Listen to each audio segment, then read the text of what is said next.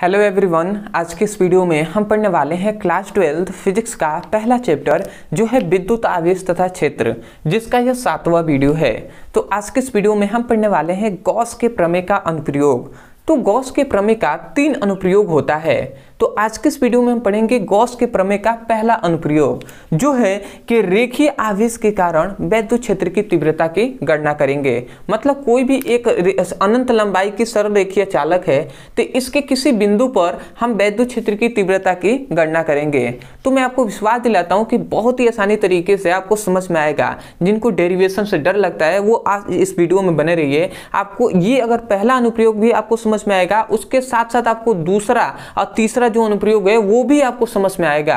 और हम अंत में बताएंगे कि आपको ट्रिक से इसको आप कैसे याद कर सकते हैं। और तीसरा कि आपको पीडीएफ नोट्स भी इसका दिया जाएगा।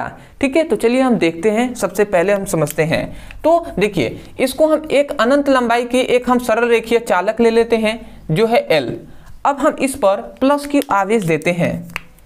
जब इस अनंत लंबाई का सरल रेखीय चालक है, इस पर हम प्लस क्यू आवेश देते हैं तो इसके चारों ओर वैद्युत क्षेत्र उत्पन्न होगा। तो वैद्युत क्षेत्र जैसे ये एक सरल रेखीय चालक है, अब इस पर जब हम आवेश देंगे तो इसके चारों ओर वैद्युत क्षेत्र उत्पन्न होगा कि नहीं। तो इस वैद्युत क्षेत्र उत्पन्न हो गया तो मान लेते हैं इस वैद्युत क्षेत्र के इस बिंदु पर हमें वैद्युत क्षेत्र की तीव्रता की गणना करनी है। मान लेते हैं ये एक बिंदु है, इस पर वैद्युत क्षेत्र की तीव्रता की गणना करनी है। तो गणना करने के लिए हम एक क्या मानेंगे, हम एक बेलन की कल्पना करेंगे। हम क्या करेंगे, एक बेलन की कल्पना यहां पे करेंगे। ध्यान से आपको समझते जाना है। ये हमने एक क्या किया, बेलन की कल्पना किया। ठीक है, थोड़ा सा आपको समझना है। ये फिगर थोड़ा सा मैं बना दूं। ठीक है, अब मान लेते हैं ये बिंदु यहां पर है। ठीक है, बेलन आप थोड़ा सा साइजिंग में छोटा हमने कर दिया। ठीक है, मान लेते हैं इस बिंदु पर वैद्युत क्षेत्र की तीव्रता की गणना करना है और ये एक बेलन का हमने कल्पना कर लिया। अब यहां से ध्यान देंगे, ये अनंत लंबाई की एक जो चालक तार है जो है L। तो ये जो बेलन आया है तो यहां से यहां तक की जो लंबाई है चालक की वो है L, स्मॉल l है। और उसके बाद इस चालक का जो ये L चालक है इसका आवेश घनत्व क्या है, लैम्डा है। और इस बेलन की त्रिज्या जो है ना, बेलन की त्रिज्या जो है R। ठीक है, और यहाँ पे याद रखेंगे, आप सोच रहे होंगे कि आखिर हमने बेलन ही क्यों लिया। ठीक है, इसके बारे में हम डिस्कस करेंगे। पहले आपको इतना समझ में आ गया होगा कि हमने एक अनंत लंबाई की सरल रेखीय चालक लिया जिसका आवेश घनत्व लैम्डा है। ठीक है, लंबाई L है तथा बेलन की त्रिज्या जो है R, तथा ये एक बिंदु है जो आप P मान सकते हैं। ये इस बिंदु को आप बिंदु P मान सकते हैं। अब बिंदु P पर हम वैद्युत क्षेत्र की तीव्रता की गणना करना है। तो यहाँ पे याद रखेंगे हमने बेलन ही क्यों लिया, क्योंकि हम जानते हैं गॉस का जो प्रमेय है ना, जो गॉस का प्रमेय है वो बंद परिपथ के लिए लागू होता है। ठीक है, तो इसलिए हमने क्या लिया है, बंद लिया है। तो बेलन एक बंद होता है, परंतु आप सोच सकते हैं कि गोला भी तो हम ले सकते हैं, क्योंकि गोला भी तो एक बंद परिपथ ही होता है ना। गोला भी तो एक बंद होता है, परंतु गोला इसलिए नहीं लिया कि यदि हम गोले को काटते हैं तो इसका आकार अलग अलग होगा, परंतु एक बेलन को हम यदि हम काटेंगे तो इसका प्रत्येक भाग आपस में क्या होगा, बराबर होगा। जैसे ये एक बेलन हम कह सकते हैं, तो इसको यदि हम काटते हैं, ठीक है, तो इसका प्रत्येक जो क्या होगा, आकार होगा, वो आपस में बराबर होगा। इसलिए हमने बेलन की कल्पना किया है। तो बेलन में याद रखेंगे 3 पृष्ठ होते हैं। बेलन में कितने, 3 पृष्ठ, या हम कह सकते हैं 3 सतह होते हैं। एक ये सतह हो गया, ध्यान से समझेंगे इसको।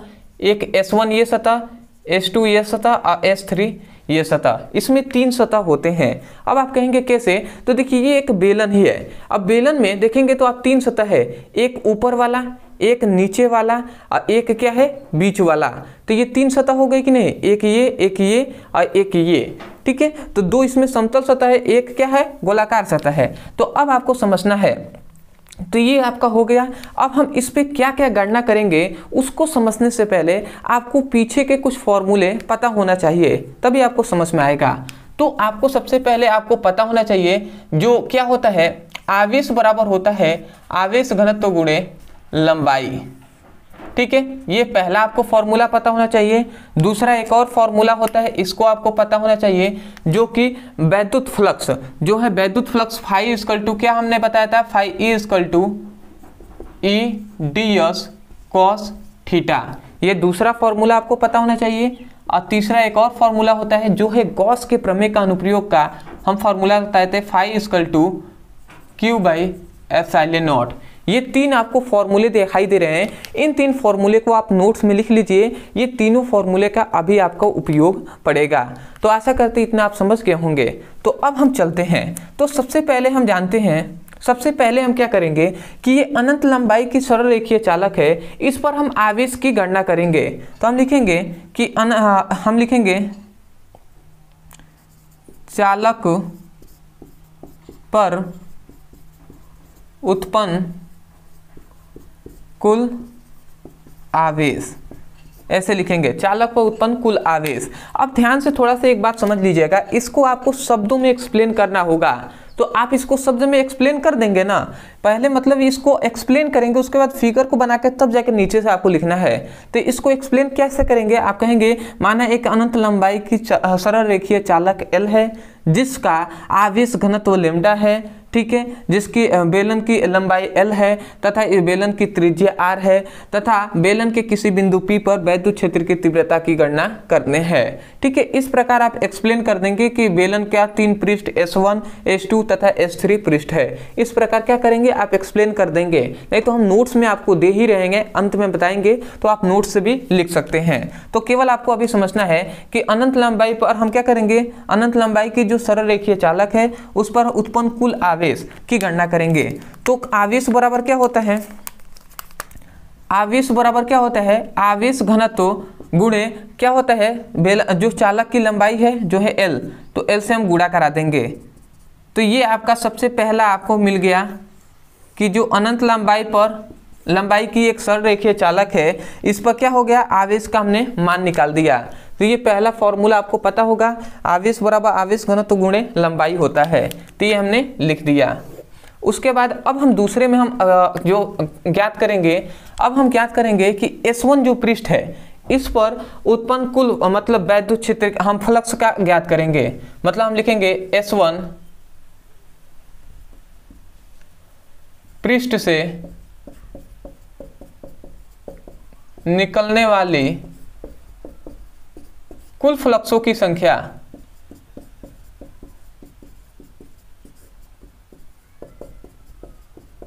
अब हम S1 पृष्ठ से निकलने वाली कुल फ्लक्सों की संख्या देखेंगे, तो वो क्या हो जाएगा, फाई E1 हम ऐसे लिखेंगे, थोड़ा सा ध्यान से समझेंगे। S1 पृष्ठ के लिए निकाल रहे हैं तो हम इसीलिए लिखे हैं फाई E1, ठीक है। तो फाई E1 इक्वल टू क्या हो जाएगा, हम लिखेंगे E ds की जगह पर हम लिखेंगे S1 E ds cos theta, ये होता है, मतलब ये फॉर्मूला होता है वैद्युत फ्लक्स का, phi E equal to E ds cos theta. अब हम ds क्या है, अल्पांश पृष्ठ होता है, इसलिए ds की जगह पर हम क्या लिखेंगे, ds क्या है, तो हम S1 के लिए निकाल रहे हैं तो हम S1 लिखेंगे और cos लिखेंगे और थीटा का मान यहाँ पे क्या होगा। तो ध्यान से समझेंगे, ये जो S1 पृष्ठ है, S1 पृष्ठ की दिशा है इस दिशा में, ठीक है। तो जब ध्यान से समझेंगे, यहाँ पे बहुत से लड़के कंफ्यूज करते हैं, यदि पृष्ठ की दिशा और वैद्युत क्षेत्र की दिशा आपस में क्या हो, यदि बराबर हो, समझिएगा, यदि पृष्ठ की दिशा और वैद्युत क्षेत्र की दिशा यदि आपस में क्या होता है, बराबर होता है, तो वहां पर जो पृष्ठ क्या होता है, वैद्युत क्षेत्र की तीव्रता के लंबवत होता है, वहां पे क्या होता है, लंबवत होता है। मतलब समझ में आ गया, जो पृष्ठ है उसकी दिशा और वैद्युत क्षेत्र की दिशा यदि समांतर होगा तो वो पृष्ठ जो होगा वो वैद्युत क्षेत्र की तीव्रता के लंबवत होगा। तो यहाँ पे थीटा इक्वल टू हम 90 लिखेंगे और हम जानते हैं कि जो cos 90 इक्वल टू क्या होता है, 0 होता है। तो ये हमने लिख दिया। अब इसको आपको याद रखना है। तो हम सबसे पहले S1 पृष्ठ के लिए निकाल दिए, ठीक है। तो हमने S1 पृष्ठ के लिए कुल फ्लक्सों की संख्या फाई E1 हमने लिख दिया 0। अब हम दूसरे में निकालेंगे कि S2 पृष्ठ से निकलने वाली कुल फ्लक्सों की संख्या, S2 पृष्ठ से निकलने वाली कुल फ्लक्सों की संख्या ठीक है। अब S1 पृष्ठ से निकलने वाली कुल फ्लक्सों की संख्या फाई E2 लिखेंगे, क्योंकि दूसरे के लिए याद कर रहे हैं तो E2 इसका फॉर्मूला होता है E ds cos थीटा, ये होता है। ठीक है। अब थोड़ा सा जगह कम है, इसलिए इस ds के जगह पर हम S2 लिखते हैं, तो हम डायरेक्ट यहाँ पे लिख दे रहे हैं S2। ठीक है, S2 लिखते हैं। ठीक है। अब उसके बाद फाई E2 इक्वल टू, अब हम थीटा के जगह पर हम जानते हैं कि यहाँ पर ये जब इसके समांतर हो गया तो ये भी क्या होगा, वैद्युत क्षेत्र की तीव्रता के यदि समांतर है तो वो लंब होगा, तो यहाँ पर भी क्या होगा, cos 90 ही होगा। और cos 90 इक्वल टू हम जानते हैं 0, तो इसका लिए इसलिए यहाँ पर भी क्या हो जाएगा, यहाँ पर भी जो फाई E2 इक्वल टू भी 0 हो जाएगा। ठीक है, ये आप समझ गए होंगे अब कैसे आया है, क्योंकि cos 90 इक्वल टू होता है 0, इसलिए ये 0 में गुणा हो गया तो 0 आ जाएगा। ठीक है। अब थोड़ा सा यहाँ पे थोड़ा सा आप सभी को ध्यान देना है, इस फॉर्मूले को आपको अभी नहीं देखना है, हाँ अब थोड़ा सा ध्यान देना है। तो हमने S1 पृष्ठ के लिए निकाल दिया S2, अब S3 के लिए निकालेंगे। तो हम यहाँ पे लिखेंगे कि S3 पृष्ठ के लिए निकलने वाले कुल फ्लक्सों की संख्या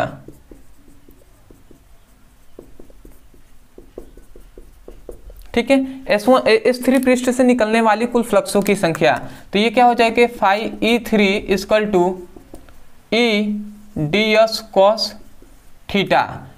अब फाई E3 इक्वल टू हम क्या लिखेंगे, E ds की जगह पर S3 लिखेंगे और cos और थीटा इक्वल टू 0 हो जाएगा, क्योंकि ये देखिए ये है पृष्ठ जो S3 पृष्ठ है, तो इसकी दिशा इस दिशा में है और वैद्युत क्षेत्र की दिशा इस दिशा में है, तो पृष्ठ की दिशा और वैद्युत क्षेत्र की दिशा के बीच क्या बन रहा है, लंबवत हो रहा है। तो इसका मतलब क्या होगा, पृष्ठ जो होगा वैद्युत क्षेत्र की तीव्रता के समांतर हो जाएगा, तो ये थीटा इक्वल टू 0 हम लेंगे। ठीक है। अब यहाँ से फाई E3 इक्वल टू क्या हो जाएगा, E और S3 का मतलब क्या हुआ कि जो बेलन का वक्र पृष्ठीय क्षेत्रफल क्या होता है, तो फाई E3 इक्वल टू बेलन का वक्र पृष्ठीय क्षेत्रफल तो 2 पाई RL होता है। ये फॉर्मूला आप जानते होंगे, बेलन का वक्र पृष्ठीय क्षेत्रफल 2 पाई RL होता है और cos 0 इक्वल टू 1 होता है। तो यदि हम इसका गुणा करा दें तो ये क्या हो जाएगा, फाई E3 इक्वल टू निकलेगा 2E R 2E पाई RL, ये हमें मिलेगा। तो देखिए यहाँ से हमें मिल गया, सबसे पहला इसको समीकरण फर्स्ट, समीकरण सेकेंड और समीकरण थर्ड हमने मान लिया। अब देखेंगे कि S1 पृष्ठ के लिए निकाले हैं कुल फ्लक्सों की संख्या, S2 पृष्ठ के लिए निकाले हैं कुल फ्लक्सों की संख्या और S3 पृष्ठों के लिए निकाल लिए कुल फ्लक्सों की संख्या। अब हम तीनों पृष्ठों के फ्लक्सों की संख्या को जब जोड़ेंगे तब जाकर हमें मिलेगा कुल फ्लक्सों की संख्या। तो हम लिखेंगे तब कुल फ्लक्सों की संख्या, तब कुल फ्लक्सों की संख्या, तो कुल फ्लक्स फाई E लिखेंगे। अब फाई E इक्वल टू क्या हो जाएगा, phi E1 plus phi E2 plus phi E3, ये हो जाएगा। अब थोड़ा सा यदि आप ध्यान देंगे तो E1 E2 का मान 0 है, फाई E इक्वल टू इसका मान 0, इसका मान 0 और प्लस इसका है 2E पाई RL, ये है। अब यहाँ से फाई इक्वल टू क्या मिलेगा, phi E equal to 2 pi RL, ये हमें मिल गया। अब आपका फॉर्मूला सिद्ध होने ही वाला है, ये हमने कुल फ्लक्सों की संख्या निकाल लिया। अब चूंकि हम इतना बात जानते हैं, थोड़ा सा मैं इसको इरेज करना होगा, आप चाहें तो स्क्रीनशॉट ले सकते हैं। ठीक है, यहाँ नोट्स दे ही रहे हैं, आप कहें तो इस फॉर्मूले को ही थोड़ा सा मैं फिगर को ही मिटा दे रहा हूँ, या मैं ये यहाँ पर मिटा दे रहा हूँ। ठीक है, थोड़ा सा यहाँ पे आप समझेंगे, यहाँ पे हमने कुल फ्लक्सों की संख्या निकाल दिया, तब जाकर हम जानते हैं गॉस के प्रमेय से, गॉस के प्रमेय से हम जानते हैं फाई इक्वल टू क्या होता है, Q बाई एप्सिलॉन नॉट होता है। Phi E equal to q by epsilon naught होता है। अब क्यू का मान हमने अभी जाना है, क्यू का मान हमने सबसे पहले ये फॉर्मूला में लिखा था कि नहीं, तो क्यू की जगह पर यदि हम लेमडा रखते हैं, अब थोड़ा सा आपको ध्यान देना है, phi equal to q equal to lambda into l लिखा था अभी हमने समीकरण फर्स्ट में, यहाँ पे जो मिटकाए हैं तो लेमडा इंटू एल लिख दिए और उसके बाद एप्सिलॉन नॉट, ये एप्सिलॉन नॉट रख दिए। अब फाई ई का मान अभी हमने निकाला है 2 पाई आर एल, तो यहाँ पे हम 2 पाई आर एल रख देते हैं, 2e पाई आर एल, ये हमने रख दिया। अब इधर से थोड़ा सा आप ध्यान देंगे कि इस e को यहीं पे छोड़ देंगे, बाकी सभी को हम इधर भेज देते हैं, ठीक है।